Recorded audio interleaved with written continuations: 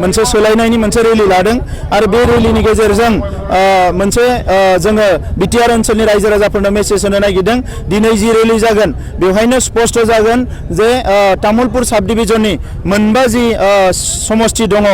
बिटिआरनि बे मोनबा समष्टियाव इउपिपिएल दोलोआनो मोनफ्रोमबो समष्टियाव देरहागोन बेवहाय गुबुन दोलोआ बेवहाय देरहानो हाया आरो इउपिपिएल दोलोनिनो सरकार फैगोन आरो एबार 40टा सिटनि गेजेराव 30टा सिटनिख्रुइ बांसिन सिट देरहानानै इउपिपिएल दोलोआनो सरकार दागोन। जे हारिमु आफादा मोनसे प्रेस मिटनि गेजेरजों बुंदों जे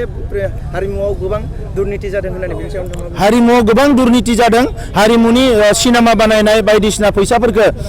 बनजार दैमारि बिथां आरो बिथांनि माखासे इएमनि मानसिफोरा लेफ्ट राइट साइन होनानै बरनदों जायानो कालचारेल इएम जादों बिथांमोना हारिमुनि फैसाफोरखौ जाजोबदों हारिमुआ जेबो जौगानाय जायाखै दा नंखायनो जोंनो सोलायनाय नांगौ बे हाग्रामा महिलारिनि सरकार थायोब्ला ना हारिमु राव थुनलाइ ना जोंनि रांखान्थि समाजखान्थि जेबो जौगानाय नङा दा नंखायनो दिनै हारिनि गेजेराव मोनसे सोलायनाय लाबोनांगौ आरो बिटिआर गोरोबथाखौ 100% इमप्लिमेन्ट खालामनांगौ। नैबे समाव आरोबाव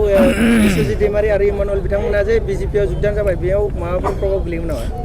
जोंनि इउपिपिएल दोलोआव जेबो प्रभाब गोलैया बिथांमोननि खामानि मावगोन जोंनि खामानि मावगोन।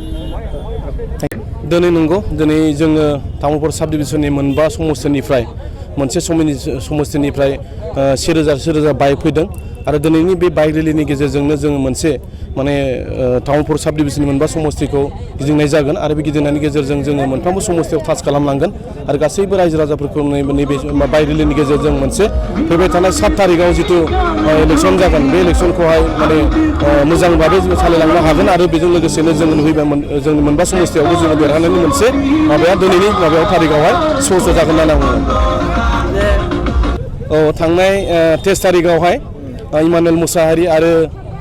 लोगोसे माने बारग' एमपि बिथां बिश्वजित दैमारि बिथांमोना बिजेपिआव जइन खालामदों आं सानो बिथांमोन जितु बिजेपिआव जइन खालामनाय दिनै नैबे बिथांमोन जइन जानाया जुदिअ माने इमानुएल मुसाहारिया 26 नं दरंगाजुलि समस्तिनिफ्राय एमएलए हिसाबै दङ तामुलपुर एलएसिनि अब्लाबो माने जोंनि दरंगाजुलि समस्तियाव बिथांमोना बिजेपिआव थांनाया जेबो आंनि थाखाय खथि जाया आरो लोगोसेनो मोनबा समस्तियावबो बिथांमोना जइन जानाया जोंनि मोनबा समस्तियाव जेबो खथि जाया होनना आं सानदों मानोना जोंनि जिखिनि बे मोनबा समस्तिनि रायजो राजाफोर आरो गुबुन जाथिनि जनगोष्ठीनि लिडारफोर बिथांमोना सोलायनायखौ लुबैदों आरो फैबाय थानाय समावहाय मानोना थांनाय जिखिनि 17था बोसोरावहाय बिपिएफआ जिखिनि मावनांगौ रायजो राजानि थाखाय जेबो मावाखिसै आरो बिनि थाखायनो बेखौ सोलायनो नागिरदों आरो